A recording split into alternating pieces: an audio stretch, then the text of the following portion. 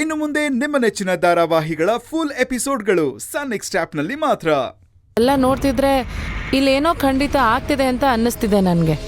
ಅವ್ರು ನೋಡಿದ್ರೆ ಮದ್ವೆನ್ ಮುಂದಕ್ಕೆ ಹಾಕೋಣ ಅಂತಂದ್ರು. ಅಖಿಲ, ನಿನಗೆ ಒಂದ್ಸರ್ತಿ ಹೇಳಿದ್ರೆ ಅರ್ಥ ಆಗಲ್ವಾ? ನಿನ್ನ ಈ ಶುಭ ಕಾರ್ಯ ಕರ್ಕೊಂಡ್ ಬಂದಿದ್ದೆ ದೊಡ್ಡ ತಪ್ಪಾಯ್ತು. ಹಾಗಲ್ಲ ಮಾಮ, ಮಾತಾಡ್ಬೇಡ ಅಂದೆ. ಇರ್ಲಿ ಬಿಡಿ ಅತ್ತೆ, ಇವಾಗ ಯಾಕೆ ಜಗಳ ಆಡ್ತಾ ಇದ್ದೀರಾ? ಹೇಗೂ ಹುಡುಗಿ ಹತ್ರ ಮತ್ತೆ ಅವ್ರ ತಂದೆ ಹತ್ರ ಮಾತಾಡಿದ್ದೀವಿ. ನಮ್ ಹುಡುಗಿ ಇಷ್ಟಾನೂ ಆಗಿದ್ದಾಳೆ. ಇವಾಗ ಯಾಕೆ ಇಷ್ಟೆಲ್ಲ ಮಾತಾಡ್ತಾ ಇದ್ದೀರಾ? ನೋಡ್ ಕೌಸಲ್ಯ, ನಿನಗೂ ಹೇಳ್ತಾ ಇದ್ದೀನಿ, ನಿನ್ನ ಒಳ್ಳೆತನನ ಮಿಸ್ಯೂಸ್ ಮಾಡ್ಕೊಳ್ಳೋದಕ್ಕೆ ಬೇಕಾದಷ್ಟು ಜನ ಇದ್ದಾರೆ. ಅದಕ್ಕೆ ಅವಕಾಶ ಮಾಡ್ಕೊಡ್ಬೇಡ, ಅರ್ಥ ಆಯ್ತಾ?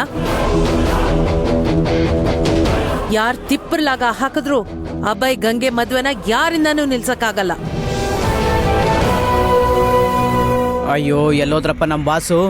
ಮೊದಲೇ ಟೆನ್ಷನಲ್ಲಿದ್ದರು, ಅದೇನು ಮಾಡ್ಕೋತಾರೋ ಏನೋ. ನನ್ನ ಫೋನ್ ಅಲ್ಲ, ಹಾಂ ಬಾಸ್ ಫೋನ್ ಬೇರೆ ಇಲ್ಲೇ ಇದೆ. ಅಯ್ಯಯ್ಯೋ, ಅಮ್ಮಮ್ಮ ಬೇರೆ ಫೋನ್ ಮಾಡ್ತಾ ಇದ್ದಾರೆ, ಏನು ಹೇಳೋದು? ಹಲೋ ಹಲೋ ಅಭಯ್, ಎಲ್ಲಿದ್ಯೋ? ಅಮ್ಮಮ್ಮ, ಅಭಯ್ ಅವರಲ್ಲ, ನಾನು ಕೇಳಿ. ಸರಿ, ಅಭಯ್ ಎಲ್ಲಿ? ಇಲ್ಲೇ ಹೋಗ್ತಾ ಇದ್ದಾರೆ. ಬಾಸ್ ಬಾಸ್, ಅಯ್ಯೋ ಹೋಗೇ ಬಿಟ್ರು. ಮತ್ತೆಲ್ಲಿಗೆ ಹೋದ್ನೋ? ಅದು ಬಾಸ್ ಕೂತು 2 ನಿಮಿಷ ಆಗಿಲ್ಲ, ಇನ್ನೊಬ್ರು ಬಂದ್ಬಿಟ್ಟು ನಮ್ಮ ತೋಟದಲ್ಲಿ ಸ್ವಲ್ಪ ಸಮಸ್ಯೆ ಇದೆ, ಸ್ವಲ್ಪ ಬಾರಪ್ಪ ಅಂತ ಕರ್ಕೊಂಡೇ ಹೋಗ್ಬಿಟ್ರು. ಒಳ್ಳೆ ಹುಡುಗ. ಒಬ್ರಿಗೆ ಸಹಾಯ ಮಾಡೋದಂದ್ರೆ ತನ್ನ ತಾನೇ ಮರ್ತು ಬಿಡ್ತಾನೆ. ಸರಿ, ಎಷ್ಟೊತ್ತಿಗೆ ಬರ್ತೀರಾ? ಅಯ್ಯೋ, ಬಾಸ್ ಬೇರೆ ಇಲ್ಲ, ಏನಂತ ಹೇಳೋದು?